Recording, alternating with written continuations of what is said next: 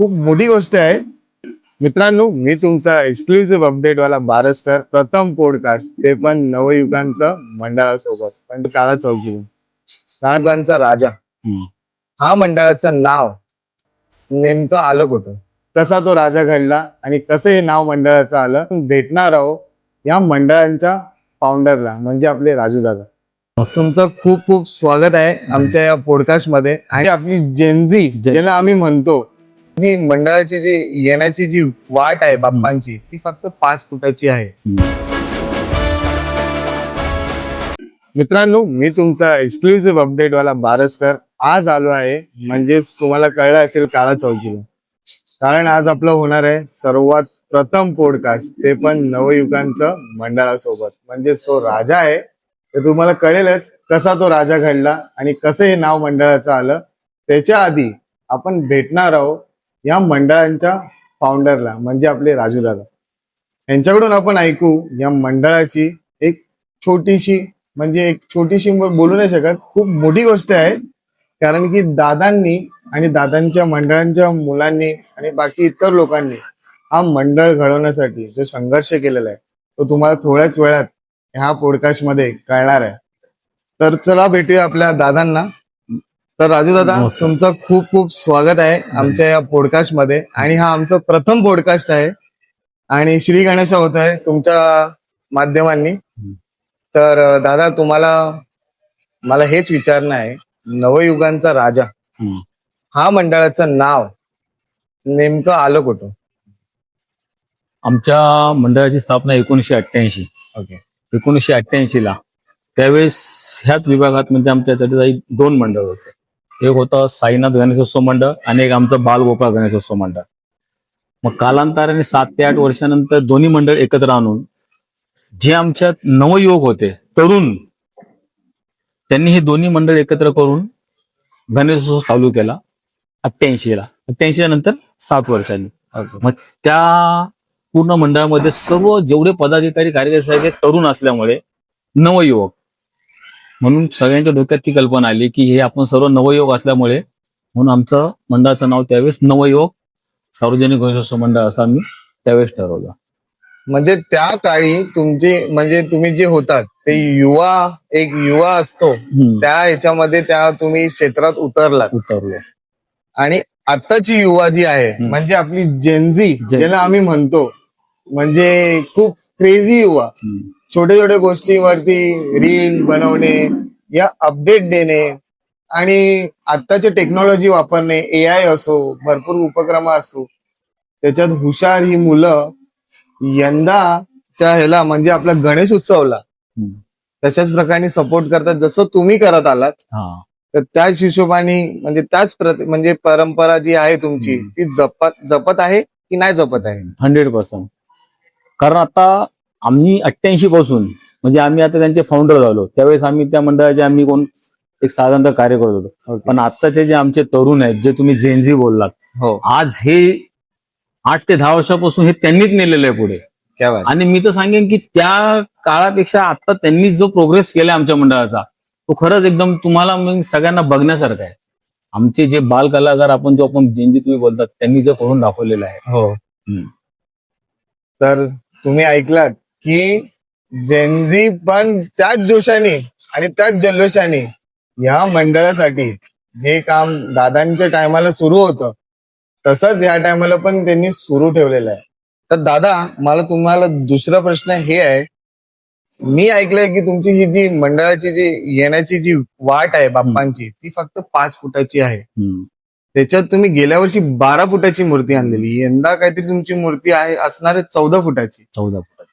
तर हा जो तुमचा मंडळाचा संघर्ष असतो मूर्ती आणण्याचा आणि परत विसर्जनाच्या आम्हाला नेण्याचा, तो तुम्ही कसं पार पाडतात? कारण की मी जसं तुमच्या इकडे आलो, जेव्हा मी पाहिलं प्रत्यक्षात, तर तुमच्या इकडे पायऱ्या आहेत आणि गणपती आलं म्हणजे एक तर त्या गणपतीचं व्यवस्थित पार पडणं, सगळं कार्यक्रम, वरून मूर्ती आपली खूप वजनदार असते, त्यांना बरोबर आणणं आणि त्यांना बरोबर नेणं हे आपल्या हातात असतं.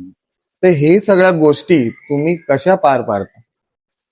आम्ही गेली 37 वर्ष आम्ही गणपती बाप्पाची मूर्ती ही बसून होती. प्रथमच मागच्या वर्षी आम्ही ही उभी मूर्ती ठेवली ओके. आणि ती ही 12 फूट 12 फूट. 12 फूट आम्ही आमच्या मंडळात कधीच आतापर्यंत एवढं फुटे मूर्ती कधीच ठेवली नाही. ह्याचं सर्वात मोठं सहकार्य म्हणजे आमचे जैनजी. तुम्ही मगाशी बोलले ना हो. की आज त्यांनी ही परंपरा चालू ठेवली. चालूने पण त्याच्यापेक्षा खूप चांगले केलेले आहे आणि आम्हाला एवढी अडचण आली त्याच्यामध्ये, पण आम्ही कोणाचंही बाहेरचं सहकार्य घेतलं नाही. जो येणारा रस्ता आहे तो तिथे कमती कमी 10 ते 12 पायऱ्या आहेत हो, मी आणि तुम्ही बघितले असेल. Yes yes yes. आणि तो मधला जो पॅसेज आहे, जी रुंदी आहे, तीही खूप कमी आहे. बरोबर. ती मूर्ती आम्हाला अशी फिरून आणायला लागते. पण मागच्या वर्षी जे आम्ही आणली आहे ना, जोपर्यंत बाप्पा मंडपात बसला तोपर्यंत आम्हाला धाकधूक होती. ना आम्हाला कोणती यंत्रसामुग्री होती, ना कोणाची जजमेंट होती, ना कोणाही बाहेरचे बनवले. हे फक्त आमच्या मंडळाच्या फक्त कार्यकर्त्यांनी, जे बाल कलाकार पासून जे सिनियर आहेत त्यांनीच हातभार लावून जी आम्हाला जजमेंट अगोदर आम्ही घेतली की हा. पुढे किती जण उभे राहणार, साईडला किती उभे राहणार, मागे किती उभे राहणार, कारण एवढं पहिली वेळ होती बरोबर. आणि ही खूप म्हणजे खूप अति दिमागात आम्ही आणली आणि त्याही जास्त टेन्शन होतं आम्हाला की परत न्यायची. हा. त्यावेळेस तर आपल्याला खाली आणायची होती, आता तो वर. आता वर उचलायची. बरोबर. तर आम्हाला रोज तर आम्ही 10 दिवस तर उत्सव मस्त गणपती बाप्पाची पूजा अर्चा करू, पण डोक्यात फारकत तेच ती न्यायची कशी. बरोबर. कोणाला बोलवायचं का बाहेरून, कोणाला ज्यांना अनुभव आहे त्यांना बोलवायचं का. पण नंतर विचार मारतो की जर आपणच आणली, आपल्याच मंडळाच्या कार्यकर्त्यांनी आणलेली आहे, मग जे आहे तो बाप्पा बसलेलाच आहे, बरोबर. तोच इथपर्यंत आला तोच घेऊन जाईल. येस. पण आम्ही खूप म्हणजे खूप आधी दिमागात सर्व विचार विनिमय करून ती वर चढताना पण पुढे किती जण ठेवायचे, मागे किती ठेवायचे, कोणत्या हाईटवाले ठेवायचे, साईडला किती हाईटवाले ठेवायचे, तो आम्ही पूर्ण नियोजन करून मग आम्ही ती वरपर्यंत नेली. ओके. आणि मी तुमच्या मंडळाचे काही एक जुने व्हिडिओ बघितले, ज्याच्यात मी हे पण बघितलं तुमचं संघर्ष की एका बल्बच्या उजेडावरती आणि ते काळोखट किंवा वरून पाऊस पण पडत होता, भरपूर वेळा तुमच्या मंडळाला पाऊस पण भेटला.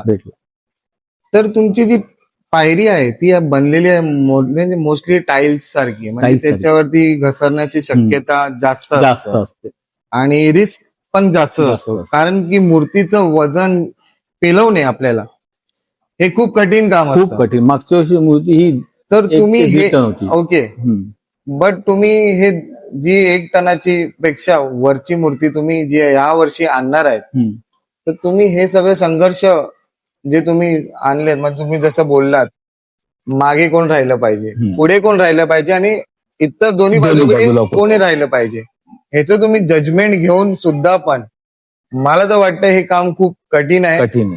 आणि तुमचं मंडळ हे एवढं जोशात आणि एवढं प्रेमाने बाप्पाला आणतं इकडे, ते खरंच कमाल आहे आणि बघण्यासारखं आहे.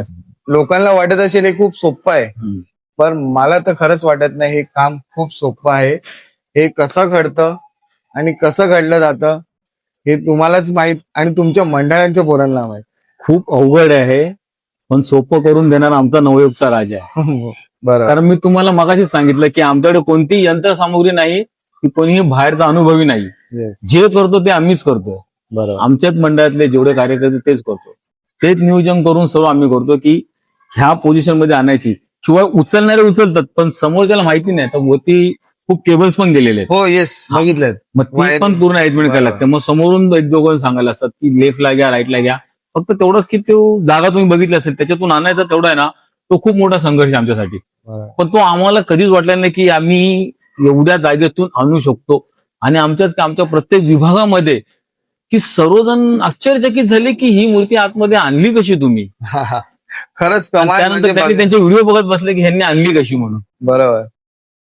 आणि दादा, मला तुम्हाला तिसरा प्रश्न हे करायचा आहे की मी असं ऐकलं आहे की यंदाची तुमची मूर्ती इको फ्रेंडली असणार, म्हणजे 100% टिश्यूने घडवलेली मूर्ती. म्हणजेच तुम्ही अख्ख्या या पट्ट्यामध्ये आपल्या काळा चौकीपासून ते आपले हे पूर्ण जो आजूबाजूचा परिसर आहे त्या पट्ट्यामध्ये ह्या मंडळाची ही पहिली मूर्ती अशी असणार आहे जी पूर्ण 100% टिश्यूचा वापर केल्याने असणार, म्हणजे इको फ्रेंडली मूर्ती, ती पण 14 फुटाचे ते 15 फुटाच्या मध्ये असणार आहे. तर दादा, हे तुम्हाला कुठून आलं आणि कसं सुचलं की ही मूर्ती आपण इको फ्रेंडली करावी? कसं आहे की आता सरकारचे खूप आदेश चालू आहेत. बरोबर. की प्लॅस्टर ऑफ पॅरिसच्या मूर्ती येस. XYZ. पण ह्यावेळेस मग आम्ही तोच विचार मंडळाच्या आमच्या सर्व कार्यकर्त्यांनी पदाधिकाऱ्यांनी विचार बसून आम्ही एक छोटीशी मीटिंग घेतली. मग तेव्हा आमचा विचार पूर्ण झाला की यंदाच्या वेळेस आपण एक नवीन आकर्षण म्हणून आपल्या विभागामध्ये सर्वप्रथम काळा चौकी लालबाग परळ ह्या विभागात सर्वप्रथम इको फ्रेंडली, ते पण 14 फूट 14 फूट काहीतरी वेगळं, ही एक लोकांना बघण्यासाठी की काहीतरी वेगळं म्हणून आमच्या मनात ही संकल्पना आली. आणि इको फ्रेंडली म्हटलं तुम्हालाही माहिती आहे, येस इको फ्रेंडली आता सध्याला किती जाऊ पण त्या भरपूर ठेवत नाहीत, काही XYZ प्रॉब्लेम असतील. येस. पण आम्ही ते ह्यावेळेस करून दाखवणारच. नक्की आमचे जैनशी आमच्या खूप मागे लागलेत, त्यांचा आम्हाला सपोर्ट आहे आणि आमचा त्यांना पूर्ण सपोर्ट आहे. येस. आणि आम्ही हे करून दाखवणारच. येस. मागच्या वर्षी 12 आणली, यावेळी 14 फूट आम्ही इको फ्रेंडली तिथून आणून दाखवणार. येस. नक्की नक्की. आणि माझं पण हीच इच्छा आहे. इच्छा तर आहेच येण्याची आणि बघण्याची. आणि तुम्हाला देखील मी सांगू इच्छितो, इको फ्रेंडली मूर्ती आणणे आणि इको फ्रेंडली मूर्तीला सांभाळणे तेवढंच कठीण आहे. कारण की ती बनलेली 100% टिश्यू पेपरनी. त्या काळामध्ये जर पाऊस आला आणि काही हलगर्जीपणा झाला तर ती अख्खी मूर्ती तुम्हाला बॉटम पासून ते टॉप बनवावी लागणार. त्या गोष्टीचं पण हे मंडळ काळजीपूर्वक सगळं लक्षात घेऊन, सगळ्या गोष्टी लक्षात घेऊन यंदा 14 फुटाची मूर्ती आणणार आहे. आणि ती मूर्ती कशी असणार आहे ह्या गोष्टीची तर मला तर चावल लागलेलीच आहे.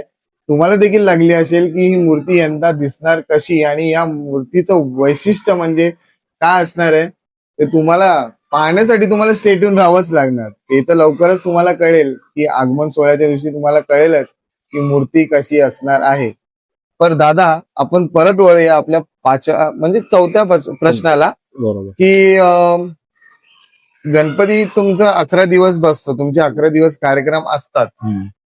बट तुमच्या याच्यात समाजकार्य अजून याच्या व्यतिरिक्त तुम्ही 11 दिवसाच्या व्यतिरिक्त पण तुम्ही असं अजून काही घडवतात का की तुमचं मंडळ ओळखलं जातो तुमच्या विभागामध्ये? आमच्या मंडळाच्या खालीच नाव आहे सामाजिक सांस्कृतिक कला क्रीडा. ओके. तर आमच्या मंडळाचं सर्वात महत्वाचं म्हणजे मंडळाचं जे ऑफिस आहे त्या ऑफिसमध्ये मोफत क्लासेस चालतात. ओके. लहान मुलांसाठी. लहान मुलं. हा आमचा वर्षभराचा उपाय हा रोजचा चालू आहे. शिवाय वर्षभरामध्ये एक दिवस आम्ही रक्तदान शिबिर हा एक आम्ही कार्यक्रम ठेवतो. ओके. दर 2 ते 3 वर्षांनी आम्ही चष्म्याचं आरोग्य ते एक शिबिर ठेवतो आम्ही, आरोग्य शिबिर. ओके.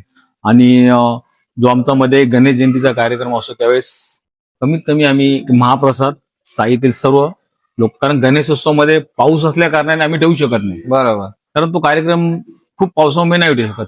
त्यामुळे आम्ही तो गणेश जयंतीच्या दिवशी आम्ही एक मोठा महाप्रसाद 1000 ते 1500 लोकांसाठी एक महाप्रसाद भंडारा, एवढं आमचं एक आमच्यापर्यंत जेवढं सामाजिक सांस्कृतिक जेवढं कार्यक्रम होतात तेवढं आम्ही एवढे करतो.